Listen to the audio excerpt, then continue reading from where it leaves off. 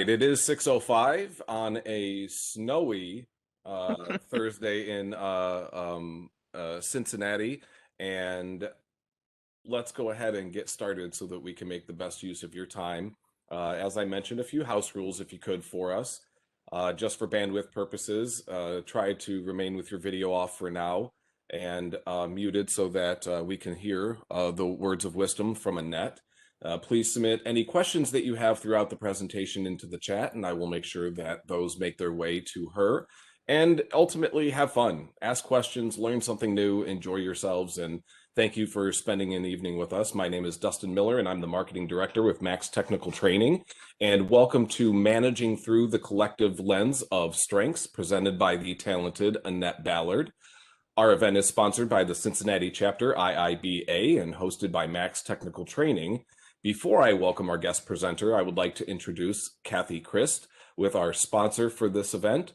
She is with the Cincinnati chapter IIBA. Good evening, Kathy, and thank you for making this event possible. What's new with your organization, and what would you like to share with our audience tonight? Well, thanks, Dustin. I appreciate it. Yes, it's surprising to have the snow this late in the season. And thank you, Max Training, for hosting this. We really appreciate it, and this is a great topics that we're all looking forward to. For those who don't know me, I'm the program director for the Cincinnati chapter of IIBA. So I want to thank you for joining us tonight. As we continuing our series of monthly sessions and meetings. And I want to remind people that next month is our annual general meeting. So it will be, you can go out to the chapter's website and register for it. And then today session, after Annette talk, I invite everybody to hang on for a little while because our president is going to be addressing attendees, and particularly first of all, we've got chapter membership, discuss some chapter business to discuss. Not a lot, but she does want to address the email that went out recently regarding the bylaws and how it relates to some changes in the IABA that are going on. And before we do that, though, we will do a gift card giveaway. So we definitely want everybody to hang around to try and get the gift card.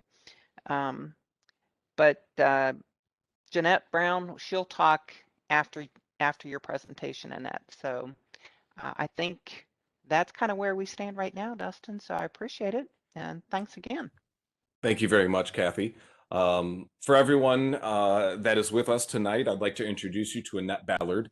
She has made a lifelong investment in helping individuals understand their natural strengths. She's worked with people from every walk of life, high schoolers, C-suite executives, job seekers, leaders, and professionals, providing them with relevant education, coaching, and accountability and talent management for each to succeed. She currently serves as the career advisor for the career seekers in the Max Coding Bootcamp, and I'm sure she'll dive into it further, but Annette's strengths are responsibility, relator, harmony, belief, and developer. Thank you, Annette, for creating this great content for our consumption. Please help shift our vision with the corrective lens of strengths. My pleasure. It's a true joy for me to get to be with you this evening and just share for a few minutes together. And I want to just tell you that since 1999, I've been doing career service delivery and was introduced first to the Gallup Strengths back in 2003. And we began to maximize the outputs of the Gallup Strengths at ProTrain, where I was assisting job seekers and really helping them with their branding, how to set themselves apart, and giving them language that was authentic, that they weren't just blowing smoke. And as I have literally debriefed thousands of strengths outputs, whether that be one-on-one or for organizations, people say things to me like, oh my gosh, Annette, now my whole entire life makes sense. Or, Annette, this is my brain on paper. I have been able to infuse this concept of strengths into a career services organization that I ran and Max Technical Training owned.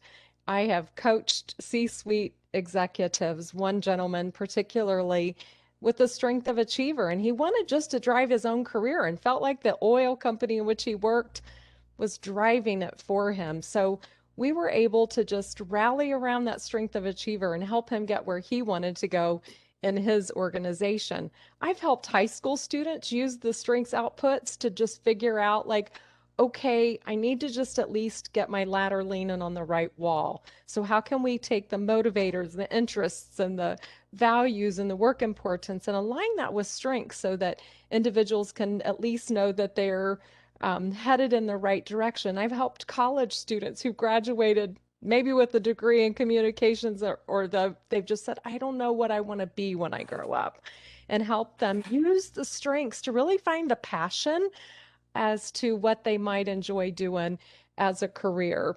You know, what was really cool is that I myself was managed through the lens of strengths. And then in turn, I was able to manage a team of 6 direct reports through the lens of strengths.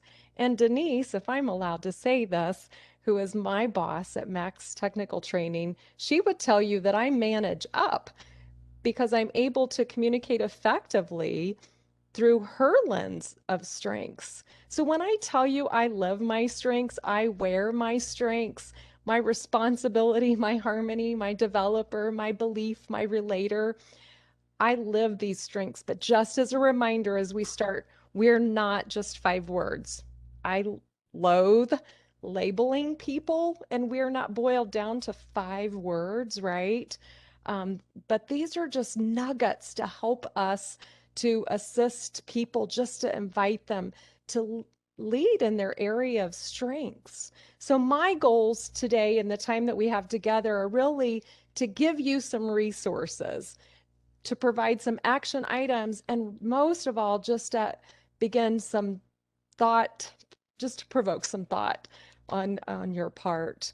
You know, when you can contrast people who have their strengths and they operate and function in their strengths, they're engaged. And here's some math for you. 18% increased performance when people are leveraging their natural strengths, 23% higher employee engagement, up to 29% increased profit. Numbers talk, yes. 59% fewer safety incidents, 7% higher customer metrics, 19% increased sales when people are engaged with their natural strengths and talents. This is what Gallup says. But listen to this: 41% lower absenteeism, 24% lower turnover, 17% higher productivity, and 21% higher profitability. So when I say wear your strengths and live your strengths, I really want you to learn first about you and to know your strengths, to study yourself. Put on your own glasses and look at, physician, heal thyself. So look first at your own strengths. Like for instance, I would say that my knowing my strength of responsibility, for me, it's all about expectations. So I don't need a bunch of atta girls, but I do need to know that I've met that expectation. When you combine my strength of responsibility with my strength of belief, my belief strength's all about character and integrity. Well, did you know that people might think that I'm stubborn because of my strength of responsibility and belief? So I have this, I just want to meet the expectation. I want to do it with character and integrity. So, I might be perceived as being uncompromising, inflexible, short-sighted. So, knowing a little bit about my own self and my strengths can really help me before I put on my glasses to try to fix somebody else or to lead someone else. So, when you're looking at your strengths outputs, and I'm hoping that because you're here, you've probably taken your Gallup strengths. Your strengths results are listed out in the order which you tested. So your number one strength is your lead strength, which just simply means that it's your strongest strength, and you'd really have to try very hard consciously not to be that way. Now, just because somebody doesn't have a strength doesn't mean that they can't do a task, right? It just might be a chore. So sometimes I have people write their name in cursive with their non-dominant hand. That's what it's like to perform a function without operating inside the natural strength and talent. So I say that to just say we can do things, but what I want to do is give people an opportunity to have increased employee engagement, to have work that really not drains them, but really fuels them. Like, I don't want a staff that just lives for Friday, right? I don't want people to dread coming to work on Mondays. I want my staff to really be fueled. And, if we looked at what Gallup said about less absenteeism, less turnover, higher productivity, but you know what? More than that, people notice when you're good at something. And when we leverage our natural talents and strengths, we're affirmed and people notice. And that can be so energizing. And that's what I want you to catch tonight. So, what if we as managers began to make a plan to develop the strengths of each of our contributors versus fixing the weakness of every employee, or worse yet, just bemoaning these weaknesses of our staff. So let's give people the opportunity to do just what they do best. And as you assign tasks, allow them to succeed by assigning them specific tasks that align with their strengths. So when you're looking at their tasks, pair that with their natural strengths and see how that matches up. And maybe consider positioning someone strategically with a team member that would complement their natural strengths and talents. So let me address that a little bit. I would say speak through their strength. So like you're got someone on your team with the strength of communication. They can talk too much. Sorry if you're here with strength of communication. But what I would recommend is maybe thinking about, okay, let them drive the meeting. Let them talk about the things that are really important to them and let them watch the time and decide how the time's going to be spent. Or with someone with connectedness, when it's like spaghetti in their brain and one thing's touching another thing, maybe speak in bullet points so that you can really direct where you want them to concentrate and what's really important in that conversation. So, whether we're looking for ways to engage our employees, whether we're assigning tasks, the performance review, in my opinion, it shouldn't just be an annual event, but rather perhaps coaching in the moment, maybe giving that individual more of those things that they're good at naturally. So maybe at the performance review, you might want to ask, which of your strengths do you use most frequently in this role? Ask them which one they use most frequently. Ask them, which of your tasks become a chore for you? And maybe consider carving off or restructuring that task or that responsibility. Or maybe as you evaluate, you think, wow, they're really maybe operating inside the basement of their strength. And what I mean by that is like, have you pushed my grocery cart in the store? You got three wheels going in one direction and one wheel that's giving it this the whole time. That's when somebody's strength gets out of whack and they can be really frustrating. So maybe it's just they're okay, but maybe there's just it's an extreme. So like when my responsibility strength gets out of whack, Denise will call it my duosphere. I just get so task driven and I have to kind of recalibrate or maybe even just realign their role when you look at their tasks aligned with their strengths. Remember, all 34 strengths are inside of us. It's like a muscle, and the more we exercise that strength, that muscle, the better we get.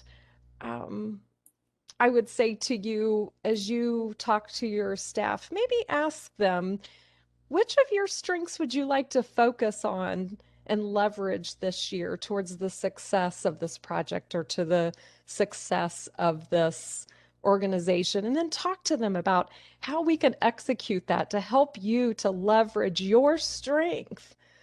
Now, in a little bit, I'm going to give you some really practical applications that you can help maybe refine our view here with task assignment and career development. But I do want you to catch this tonight. I love this quote from Andy Stanley. He said this. He said, "Leaders who don't listen will eventually be surrounded by people who have nothing to say. And if we begin just to listen, asking our direct reports about their strengths and how they can use their strengths and how they can do more of what they do well and do what they do best is really when the magic happens." So I want to give you the secret sauce. I brought it with me tonight. This book is from Gallup, and it's called Now Discover Your Strengths. Um, Dustin has it there as part of my slide, so I won't have to hold it up. But you know what? You can buy this used because you've already taken the assessment, so you just need this for the material, not necessarily the assessment. Um, but when do you use this? Like, keep this on your desk. And like when you are really annoyed with one of your staff, pull it off the shelf. Maybe when an issue just keeps reoccurring and reoccurring, step back, look at their 5 natural strengths and think like this. Okay, maybe this person's really being critical and you've just about had it with their criticism. Maybe they're just windy whiner and they keep complaining and being critical. Maybe, just maybe, they have the strength of maximizer and it's not a criticism at all. It's a way to make people better or a form better or a process better. And they're really contributing. Maybe it's someone who they're strategic is one of their strengths and they keep saying, well, what if we did this, or what if we did that, or what if we tried this? And they're not challenging us, they're actually leading with their strength by providing some insights and solutions. So here's what I did, and I know we're not in kindergarten and I know you probably don't want me to read to you, but I want you to catch this because this material is going to be so helpful for you as you look at each of the strengths. So I chose the achiever strength. We may have some achievers in the room, but listen to this. It says, have them do extra work. Just tap into them. They like that extra work. They like to stay busy. Meetings are boring for them. They don't want to go to a bunch of meetings. Unless they're leading the meeting, of course, or if they deem the meeting productive, of course they'll go. Really work alongside them, and you really bond with them when you work beside an achiever. Slackers annoy this person. So if you are hearing some complaints about a slacker, understand that's their achiever strength that's trying to produce more. Um, and knowing that an achiever may feel like they're not getting enough done. Maybe part of what you do is have them at the end of the day make a list of the things they actually did do, besides just feeling that emptiness of like, oh man, I didn't get anything done today. They like new goals. Stretch them. Gallup says achievers would much rather you give them more goals than to give them recognition for what they've already achieved. So here we have somebody who's going to work and work hard and work with their whole heart. They're a self-starter. Let's give them some work. But let's contrast that now with somebody maybe who has intellection, who's really busy between their ears.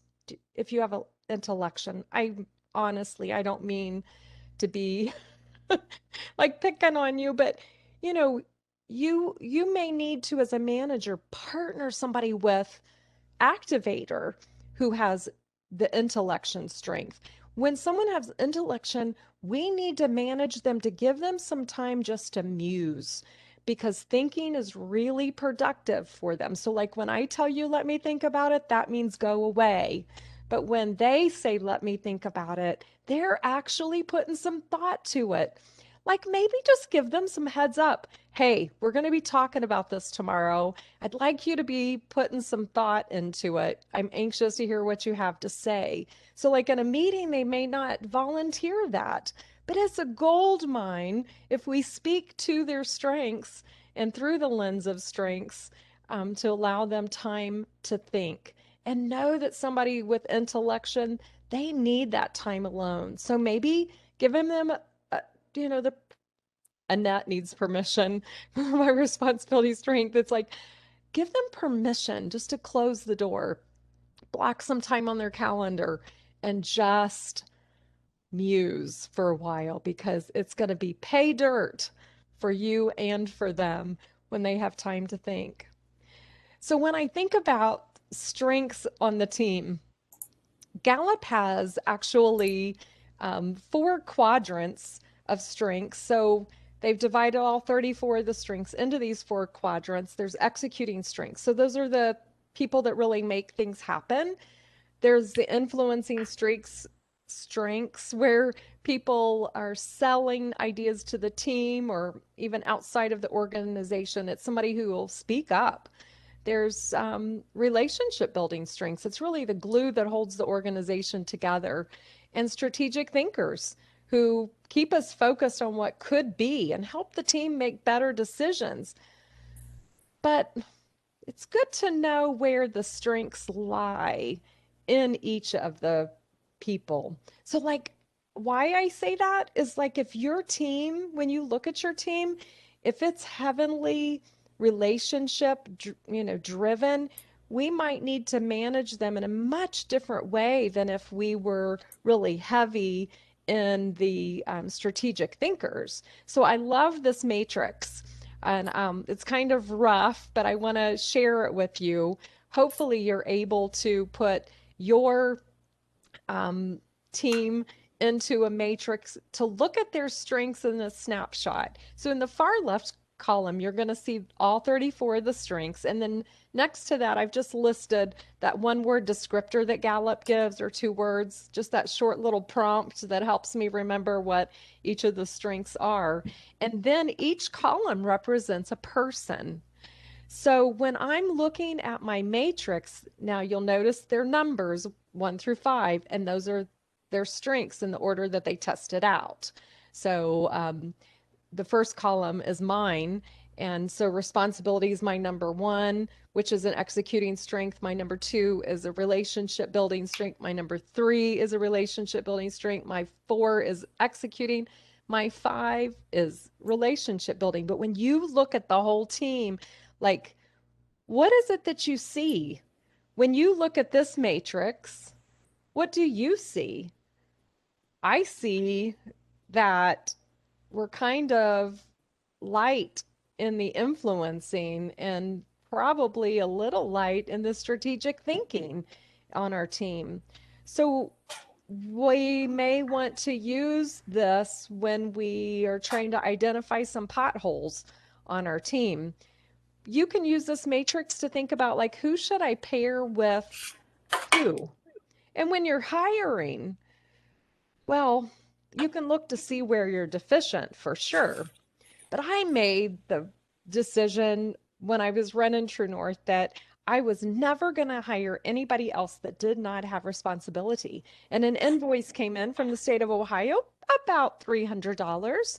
And I had 7 people around my desk, all claiming responsibility that they should have caught that error. And I looked around the room and I thought, oh my gosh, I don't need, what did that just cost me to resolve that $300 invoice when I have all 7 employees gathered around my table? So think about, like, when I'm hiring, like, okay, like, if I profile my team and evaluate the accomplished team player, like, that person that's really been successful in their role, what are their strengths? What what strengths show up in those top performers? Maybe as you look at this, you think, okay, what strengths might I want to avoid when I'm hiring? And, potentially you may want to consider administering the strengths after you've onboarded, if they don't have that like on their resume or on their LinkedIn with their top 5 strengths. As you evaluate, I would say just a quick story. I worked with a company in Cleveland, and I launched a leadership retreat with an all-day workshop for their executive team, and we unpacked the Gallup strengths, and then we conducted a departmental workshops within the course of several weeks and took each department throughout the organization all across the country.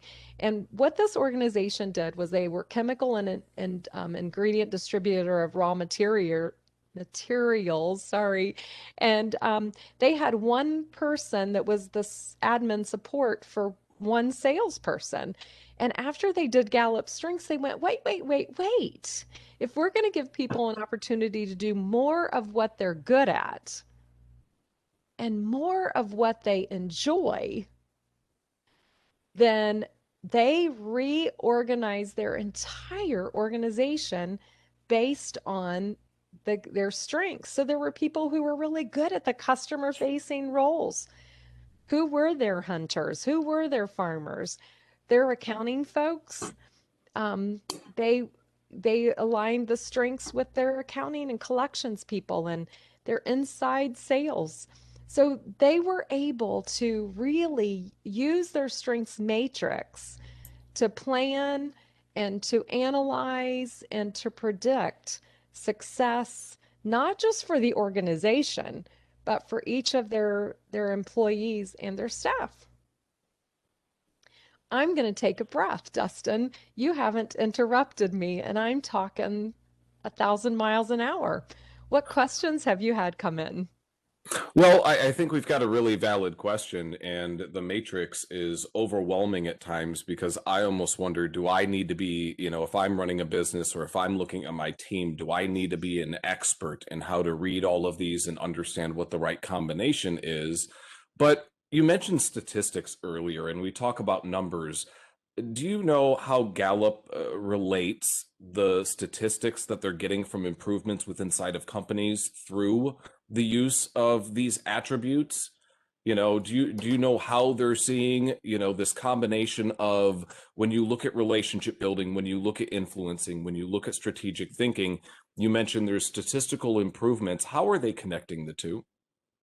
I have no idea. I just take them at their word. As far as the mathematical part of how they derived this, I do know that they studied the best of the best and they boiled that down to be able to determine which strengths aligned with success markers and how they measure that. Of course, with the Gallup polls, it's very scientific. Like, Dustin, you're asking someone who, when it says 40% off the lowest price mark at Kohl's, I hyperventilate. So I'm not exactly sure how they do the math to figure that out. But to your point, I would say that it's really important that we get to maybe know each person.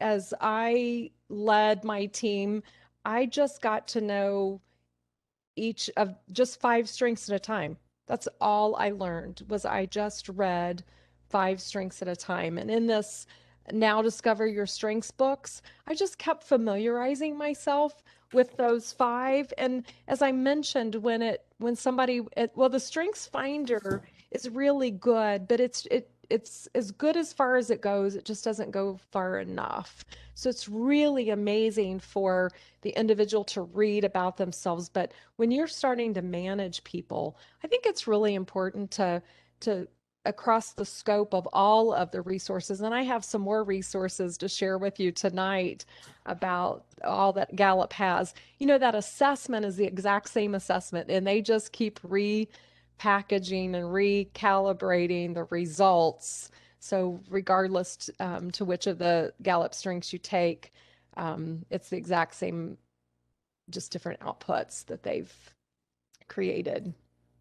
Well, in those statistics, and I feel like when we get out of the details of this and looking at the quadrants and the different, like, at the core of this, what is your perceived the underestimated value of looking at the people around you and caring about what they're made up of and caring about what you're made up of? I mean, we get so busy and task oriented and just so swimming in the ocean of the job. You Mhm. know, when you see companies start to pause and take a look at their people in this way, what kind of an effect do you see? What kind of changes do you see that it's like, oh, well, I know this person is this and this and this is these are their strengths. Most people didn't know any of that stuff about the person that worked 5 feet from them, 6 feet from them, pandemic, in the first place. So, what do you see when people really start to get this? Value. They value one another. They appreciate one another. I find that people become a little vulnerable, and they also, and I'll speak to this in a little while, but they go seek out someone in a way that's becomes very complimentary. So it's kind of like the chocolate that gets on the peanut butter. It's like, wow, we're even better together.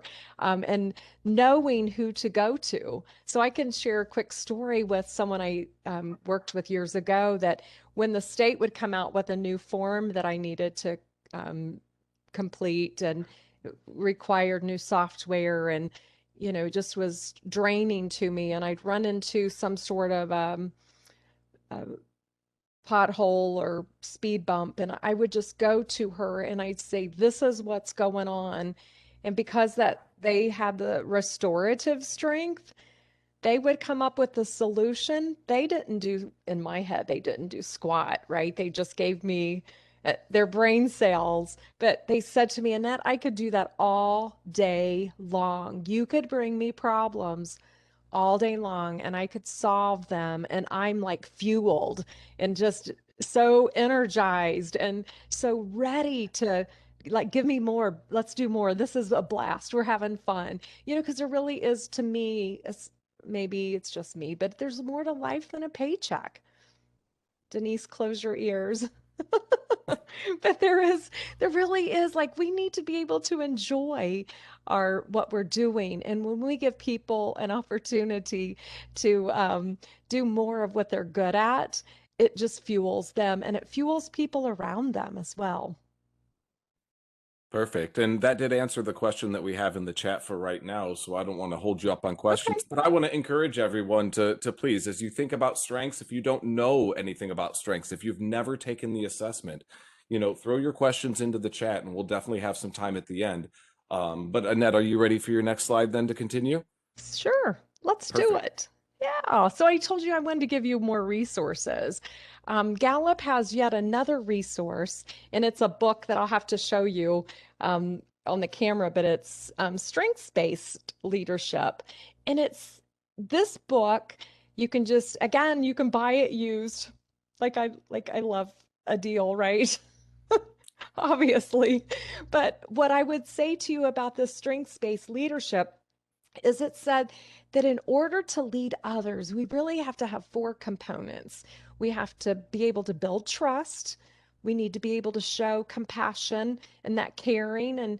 And Dustin, that really speaks to the um, conversation we just had. Is that as a leader, if we really get to know that person and show compassion, we can lead them to provide a solid foundation with that stability and then to create hope. So, when we talk about hope, especially in the how things are now, we need a foundation, right? Like that we can stand on and feel secure, and we need some enthusiasm for the future. And if we can create hope, what this book does, the strengths-based leadership, is it just simply says, with your strength, here are some practical things you can do to build trust with your team. Here's some practical things you can do to show compassion, some practical things you can do to provide stability, and some things you can do to create hope. So, and then it breaks out a little bit of how to lead others with that particular strength. I still prefer to also have that Now Discover Your Strengths book to use as well. So if you're leading others, those pillars of trust, compassion, stability, and hope need to be part of that structure. And it's so really vitally important that we know practically how to do that. So somebody's done the research for us, and all we have to do is, and I don't work for Gallup and I don't get any money for the sale of these books. I'm just saying, wow, it's so powerful when the resource is already there. Now, in 2019, on my wish list is Gallup's newest book, and it's called It's the Manager.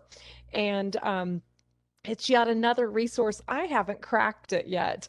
I haven't looked at it yet, but I did want to make you aware that that is available out there for you to look at, because really and truly the biggest catalyst to talent is engagement. And the best way to engage our folks and our team is to leverage their natural strengths and talents. So, as I promised, I said I would like to just provide to you some ways that you, as a manager, can lead your team and really implement strengths, keep strengths in front of your team, and to affirm people. So here we go. If you want to make some notes and jot some things down, some ideas. Maybe you want to just highlight a different strength each month. Maybe monthly, you just include that information and just say, here are the team members with this strength. Here are maybe 3 things that you want to highlight about that specific strength. And just toggle through for the next 34 months, a strength a month potentially, and just make people aware of the value of that person and their contribution. Perhaps it's a way for you to just educate your staff just by having that information out in front of them for a while. Maybe you want to do an employee spotlight on your team where you catch them, if you will, using their strength, and and just display how they're making a difference when you catch them in live time. Maybe even as your team becomes more familiar with strengths, they can catch one another leveraging and using their strengths, and allow them to affirm one another, if as well as you as the manager. As I mentioned, just in a very practical sense, asking your employees which of their strengths they're using in their roles and their tasks. As you manage, you might want to, this is something I'm currently doing with the job seekers, but break down your job description and maybe just jot down which of the few strengths that really um, dovetail with that task, so that you can kind of watch for those and see, just do your own little scientific research and see if that's how it matches in your organization. What about adding your Gallup strengths to your email signature line? Potentially, just adding the strengths to the signature line could be a way of reinforcing. Gallup strengths are based on positive psychology. So just having that kind of spreading some goodness around. Maybe you frame the outputs of their strengths. Maybe you list their 5 strengths and you just put it in a frame that sits on each person's desk. I mentioned Palmer Holland in Cleveland. What they did was they made a magnet and they put the strengths of each person and just did a magnet that went on someplace on their work surface so everybody saw it. I do know that Right Pat does that, for instance. They're a group that has their strengths on their placards on their door and on their email signature lines.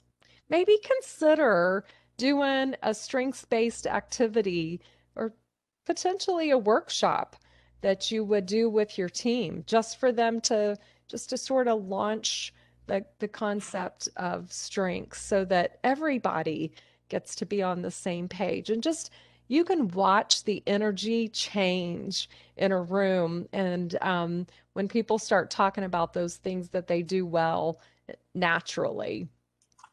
What about reaching out to your best partners and thanking them for using their talents and gifts? What if you recognize their strengths? Maybe at Thanksgiving, sending them a note that just acknowledges their contribution and recognizing their strength that they're leveraging. Maybe it is sharing that team grid. Maybe you're going to just allow the team to see everyone else's strengths and allow them to locate where I mentioned to you that I found someone with a restorative strength. Maybe you need to speak to someone who has ideation, who just you just need ideas. Just let's percolate this together and just see what ideas begin to pop up. You know, identify what the best next step is. I want you to know that you can affirm your team, you can energize your team, you can engage your team. Your staff will begin to operate with EQ because they embrace strengths. They will become self aware and they'll know their basements when that wheel, that third, fourth wheel's kind of spinning around to utilize less of your energy as you manage to leverage the strengths tools and to help your team understand themselves and understand one another. Annette, you used an interesting word there, and I feel like I've heard it before. You talked about the basements. What is the basement? So when the strength gets out of whack, so for instance, my responsibility strength, when I get all jammed up with all of my responsibilities, I don't sleep at night.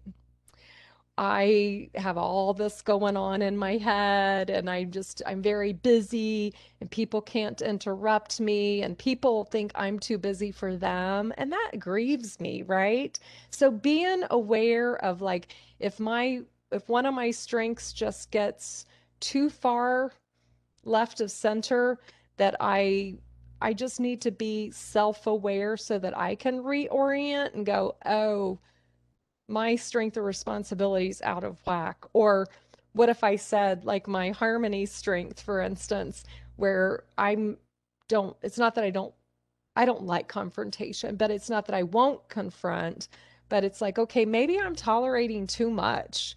Maybe it is time to step up to the plate. But becoming self-aware to know when that strength gets out of balance, that's the basement of my strength.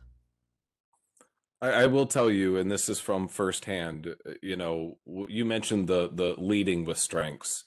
When you work in a business where strengths is not a part of the methodology or the way that they look at people, when you sit down with an owner that understands strengths and they say to you, you're our strategy. We understand the strengths of our team, but we need to rely on you as our strategy because that's where you're strongest, and that's really where we need you to come into play. The amount of value that you Right. feel and the role that you feel that they understand and that they get who you are to the company and you're not just a task filler. It's just a different feeling in the heart and in Completely. the soul, and I think it means a lot. um but what if somebody's with us today and they've never taken the assessment? What are you waiting for? So just make sure that when you answer the assessment questions, that you're honest. So garbage in, garbage out. Which way are you more? Right side or left side? Just be honest when you answer, and it's your first response.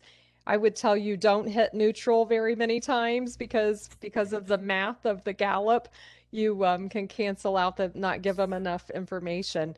But go to Amazon. You can grab a tool there. I've, you know, by the time a student graduates from high school, it's time to do the Gallup strengths. And I would encourage people to take their Gallup strengths and to live their strengths and to wear their strengths. It'll illuminate your life, and other people will be illuminated as well to find their way. Well, let me encourage everybody. We're going to give you some more great information from Max and from the IIBA as we reach the end of the hour. But please submit any questions that you have, any questions about the assessment. I think, how long does the assessment usually typically take, Annette? I would give myself 30 minutes, uninterrupted time, and just be focused on that. Absolutely. So if you haven't taken it now, when I get the results, do I need to sit down with someone to understand what they mean? Are there tools and resources from Gallup itself for me to get everything that I need? Can this be a self journey, or should I work with someone, as an advisor, to really understand what it is I'm reading in the assessment? Great question. I would encourage folks to sit down with the outputs and just highlight those words, phrases, sentences, paragraphs that you're like, oh my gosh, that is so me. And then maybe just mark a line through the things that you'd say aren't you. I mean, while there's real value in sitting down with someone and having your strengths debrief, don't get me wrong. Is a plethora of Gallup resources available that you can self-learn and just begin to just kind of walk in the light you have with your Gallup strengths, and then just continue to learn more as you know, purchase these additional resources and books just to help you to know yourself more. So, Annette, this is a sponsored IIBA event, and I don't know if you have personally done any kind of strengths assessments with any business analysts directly, but when you think about the type of work that is done in that type of role, what terms from Gallup's, what strengths do you start to come to mind in that industry and area? Well, I mean, like I could make some jokes right off the bat. Like I've debriefed strengths and organizations, and they're like, Annette, crap, we don't have not one person in our whole organization with belief, which is core values. So it's like, okay, let's maybe start there. But I, all kidding aside, those strategic thinking strengths are going to be really valuable as the executing strengths, and certainly the relationship building strengths. It's just really important. I found through the years that the majority of people fall in 2 or 3 quadrants of the strengths. Um, Yesterday, I did a strengths workshop for Max, and I told a lady she was a freak because she had a strength in one of each of the 4 quadrants. But for the this particular role, certainly that strategic thinking and the executing we're going to be heavy in those quadrants. And then, of course, the relationship building is really always the glue that holds that all together. Absolutely. Well, I think all of the questions have been answered in the chat. We had a little bit of engagement, but we are at 6:54, and we've got some IIBA information. So, Annette, thank you very much. I'm intrigued by the presentation and could definitely ask more questions. But I think this is a powerful tool. I've used it. We use it at Max. I understand who I am and who the people are around me, and this has been wonderful content, especially in the IT space. So thank you very much for your time this evening and for the presentation. I really appreciate it. You are so welcome. It's great to be with you. Thank you very much. So exciting stuff coming up for Max before I hand things over back to Kathy and IIBA. This Friday at noon, you can actually catch the role of the business analyst, or these classes that are coming up at Max. We have some very specific BA courses. I'll get to our events in a second. We have the Business Analyst Essentials, PMP Project Management Exam Preparation, Agile for the Business Analyst, The dates are right there in the red: 520 for the BA Essentials, 524 for the PMP exam prep, 6-2 for the Agile for the business analyst, 6-7 for Foundation of Business Analysis, and then also the PMP exam cram is on 628. You can go to maxtrain.com and use our course search, and the course numbers are right there. And I'll hang those up there for just a moment. And those are all of our upcoming BA-focused courses that are available at Max Technical Training. And as well, over the next month or so, we have the role of the business analyst. Is it a good fit for me? On April 23rd through the RG Freeman Group. And then we are also doing our virtual social hour for Max. It's Max All Access with Izzy Bakun, the software developer from Kroger Company. Every month we interview a rockin' and rollin' IT leader in our community and just get to know them and ask some personal questions and learn about their IT journey. And I'm personally excited for May 18th. And I have to say this right, done is a Scrum lesson in reducing technical debt with Dr. Chuck Suschek. So that's going to be a really cool event. You can find those events at maxtrain.com/events. Or if you've got your phone open and want to use the QR code, you can ping it right there and check out our full list of events that we have coming up. And also definitely check out the Cincinnati IIBA event calendar. That is at cincinnati.iiba.org/events-list. Or you can go directly to their homepage and click on events to check out all of their exciting upcoming events as well. So before we close the webinar, I know that Kathy has some items that she would like to address for the IIBA. And if you are not a part of the IIBA and you would like to stay with us and hear from the president of the Cincinnati chapter, you can do that and remain with us through the webinar. But thank you to Annette Ballard for her presentation tonight. Thank you to our sponsor, the Cincinnati chapter of IIBA. And also thank you to Max Technical Training. For anyone that has to leave us at this point, thank you for joining us and including us in your journey as a lifelong learner. And we hope that you have a great night. And if you are with the IIBA, please feel free to stay on with us. If anybody is interested in taking the assessment or has more questions about Gallup, you can email Annette at aballard@maxtrain.com, and she'll be happy to connect with you and talk to you more about Strength Finders. But Kathy, are you ready to go ahead and take things back over from us? Yeah, thanks, Annette. And before you go and before anybody else drops off, we still have the gift card giveaway. Oh, that's So, right, the gift card giveaway. yeah, What's the number of the big don't winner? drop off too soon. So, Annette, if you can give me a number between 1 and 25. I want to go with 6. 6. Who's 6? And I'm probably gonna butcher this last name. Gladys. Oh gosh, Guatez. I don't know if I said that right. If she was on as Gigi, and I don't see her, so we'll email her and find out where we can send her gift card. So unfortunately, she dropped off. She blew us off too soon. Oh well, we do have her email address, so we will send Gladys an email and find out where to get it. What we do have though is we do have some chapter business, so there are lots of chapter members here. So Jeanette Brown is our president, and I believe she has some chapter business and some messages, a message for our chapters regarding some very important changes that the IIBA has instituted.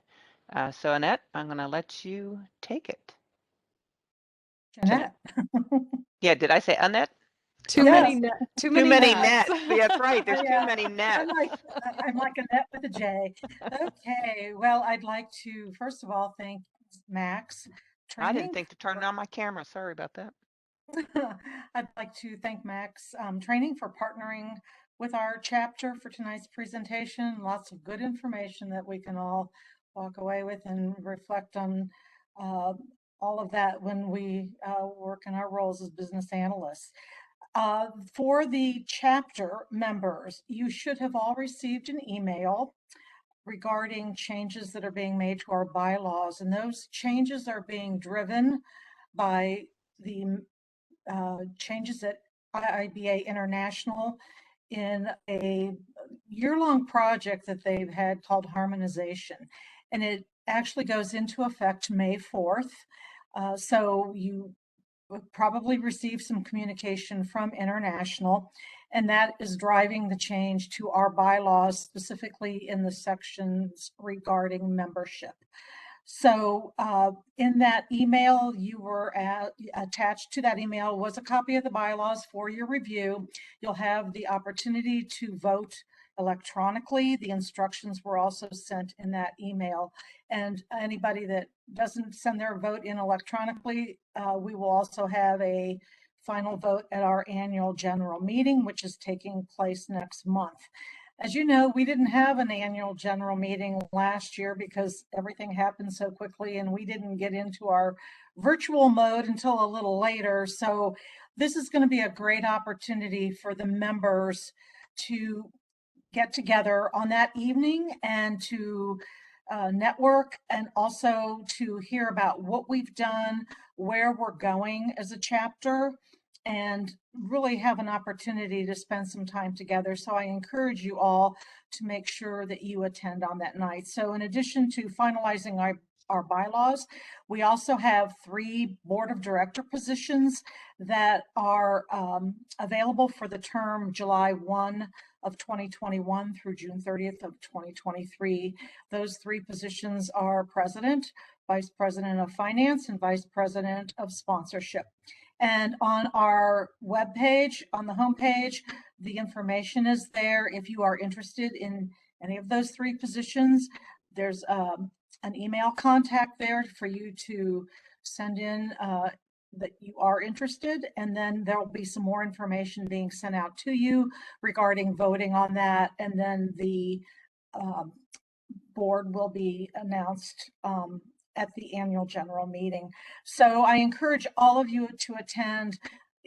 You know, we are staying in a virtual mode, and I think a lot of us have missed that camaraderie of being together at monthly meetings, and this will be an opportunity for us to get together. We want to hear from the members. What are you looking for? We'll review what we've accomplished this year, which I feel as a board, we've done quite a bit. We've got a great lineup of speakers this year. We've really worked on our membership, so there's a lot of things to share, but we really want to hear from our members. So please do all you can to attend that monthly meeting. So looking forward to getting together with all of you. And thank you for participating tonight. Glad that you had some time that you could join into a great presentation. Thanks again, Annette. Thank you.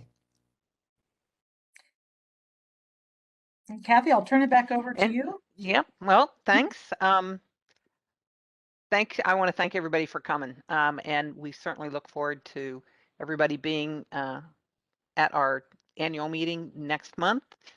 Do remember you can vote for the bylaws electronically just by responding on the emails, or attend the meeting, but those will be discussed there. So at that, Annette, thank you again. That's always a fun topic. I will say Cincinnati Insurance does have we have an educational class that covers the strength finders using the Gallup, and everybody's always kind of amazed at how it really does work. So it was a great topic. So I appreciate that very much. And thank you for everybody for attending, and enjoy your evening. We had a snowstorm here while you were talking up here in the Dayton area anyways. So, but the sun is out now. So even though it's cold, enjoy the rest of your evening, everybody. Thank you very much for attending. Thank you, Kathy. Thank you, Thank you, Dustin. Kathy. Thank you, Kathy. Goodbye. Hi, guys. Bye.